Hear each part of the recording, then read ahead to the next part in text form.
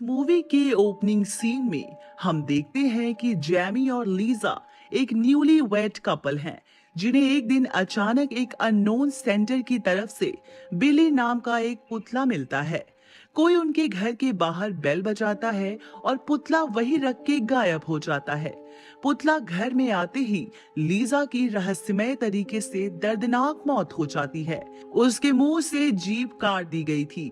अब हत्या को लेकर पुलिस ऑफिसर लिप्टन का शक सबसे पहले जैमी के ऊपर जाता है। जैमी अपनी पत्नी की दर्दनाक मौत से दुखी है और जानना चाहता है कि उसकी हत्या आखिरकार किसने की। जैमी घर आकर पुतले वाले बॉक्स को चेक करता है। वहां उसे दो नाम लिखे मिलते हैं, मैरी शॉ का और उसके होम टाउन रेवेंसफेयर का। अब जैमी मामले की गुत्थी खुद ही सुलझाने के लिए अपने होम टाउन रेवेंसफेयर आकर अपने डैड से मिलता है, जिन्होंने एला नाम की सुंदर औरत से नई शादी कर ली है। जैमी अपने डैड से मैरी शॉ के बारे में पूछताछ करता है, जहां उसे कोई खास इंफॉर्मेशन नहीं मिलती है। अब यहाँ से निकल के जैमी अपनी पत्नी के अंतिम संस्कार के रिचुअल के लिए हेनरी नाम के बुढ़े मॉर्शियन से मिलता है। मॉर्शियन वो लोग होते हैं जो डेड बॉडी के लिए कॉफिन बनाते हैं। हेनरी की एक बीवी भी है, मैरियन, जो ऑलमोस्ट पागल जैसी हो गई है। यहाँ से निकल के जैमी रात को होटल में स्टे करता है, जहाँ उसे रात को सपने में मैरी शॉ का घोस्ट दिखाई देता है। अगली सुबह लीजा के बरियल के वक्त मैरियन जैमी को बताती है कि जिसने तुम्हारी बीवी को मारा है वो तुम्हें भी मार डालेगी, इसलिए तुम्हें बिली नाम के पुतले को वापस कब्र में दफनाना होगा। मैरियन की बात जैमी के दिमाग में बैठ जाती है और वो कब्रिस्तान जाकर पुतले को वापस उसकी कब्र में दफना देता है। कब्रिस्तान से वापस लौटते वक्त जैमी को वहम होता है कि पुतला फिर से बाहर आ गया है। अगली सुबह जब जैमी बाथरूम से फ्रेश होकर बाहर आता है तो पुतले को वापस बेड पे देख के शॉक्ड रह जाता है। लेकिन फिर हम देखते हैं कि ऑफिसर लिप्टन उस पुतले को लेकर आया है। लिप्टन जैमी को आगाह करता है कि जब तक पुलिस केस को इन्वेस्टिगेट कर रही है तब तक जैमी पुलिस को इन्फॉर्म किए बिना शहर से बाहर नहीं जा सकता। यहाँ जैमी जिद करता है कि पुतले को वापस दफनाना होगा, लेकिन लिप्टन पुतले को अपनी कस्टडी में रख लेता है। और अगले दिन लिप्टन के होटल से बाहर जाते ही जैमी उसके कमरे से पुतले को चुरा के अपने पास ले आता है और उस पुतले के बारे में पूछताछ करने के लिए सीधे हेनरी के घर जाता है। यहाँ हेनरी जैमी को मैरी शॉ की हिस्ट्री एक्सप्लेन करता है कि कैसे एक दिन थिएटर में शो के दौरान माइकल ने मैरी पे इल्जाम लगाया था कि उसके पुतले नहीं बोलते बल्कि वो खुद बोलती है। यहाँ फ्लैशबैक में हेनरी के जरिए हमें पता चलता है कि इसके बाद माइकल गायब हो गया था। माइकल के घर वालों को मैरी शॉ पे शक होता है और वो लोग मैरी की जबान काट के उसे मार देते हैं। मैरी का कोई बच्चा नहीं था और उसके 100 पुतले ही उसके बच्चे थे और एक पुतला मैरी ने अपना भी बनवाया था और इन सब पुतलों के साथ ही वो कब्र में दफन होना चाहती थी और खुद भी एक पुतला बनना चाहती थी। और तब से लेकर आज तक मैरी शॉ का गोस्ट रेवेंसफेयर में रहने वाले हर शख्स को मार कर उनकी जुबान काट लेता है। मैरी शॉ से जुड़े और राज जानने के लिए जैमी पुराने थिएटर में जाता है, जहां उसे एक डायरी से माइकल के बारे में पता चलता है कि माइकल भी उसकी फैमिली से बिलोंग करता है। अगले सीन में मैरियन पपेट बिली से बात कर रही होती है, जिसे देखकर हेनरी भड़क जाता है और वो ऐलान करता है कि पुतले को कब्र में दफना देगा।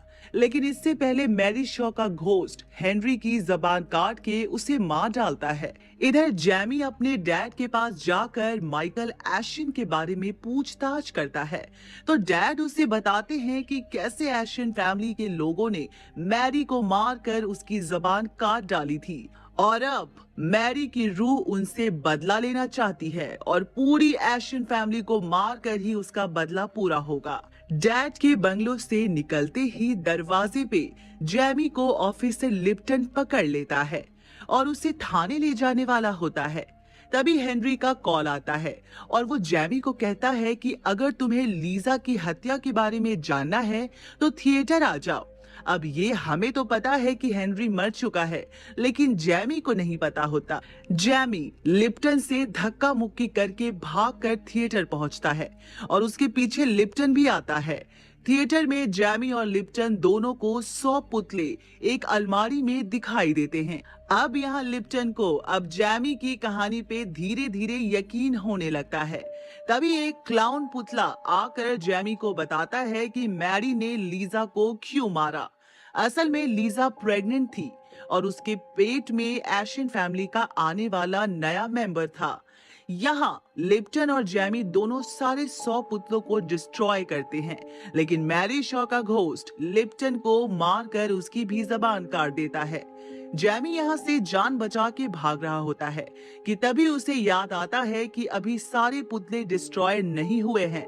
बिली नाम का पुतला अब भी बचा हुआ है। इसके बाद जैमी यहाँ थिएटर से जान बचाकर मैरियन के पास आता है और देखता है कि हेनरी की डेथ हो चुकी है, उसकी भी जबान कटी हुई है।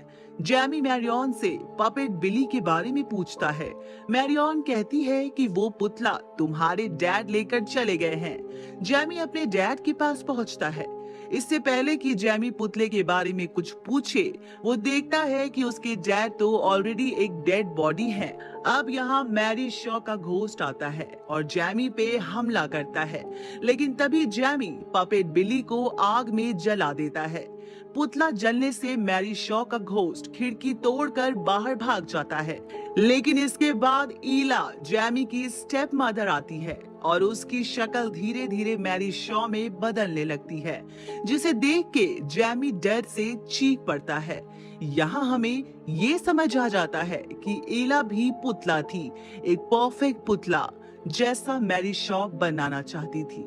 जैमी को मारने से पहले मैरी शॉ बोलती है कि अब बताओ पुतले बोल सकते हैं या नहीं, और इतना कहकर मैरी का घोस्ट जैमी की भी जबान काट देता है और इस तरह एशियन फैमिली के सब लोग मारे जाते हैं।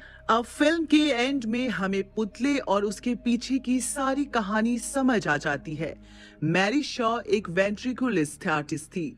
वेंट्रिकुलिस्ट आर्टिस्ट वो आर्टिस्ट होते हैं जो बिना लिप मूवमेंट के बोलते हैं और डमी पुतले से बात करके लोगों को एंटरटेन करते हैं।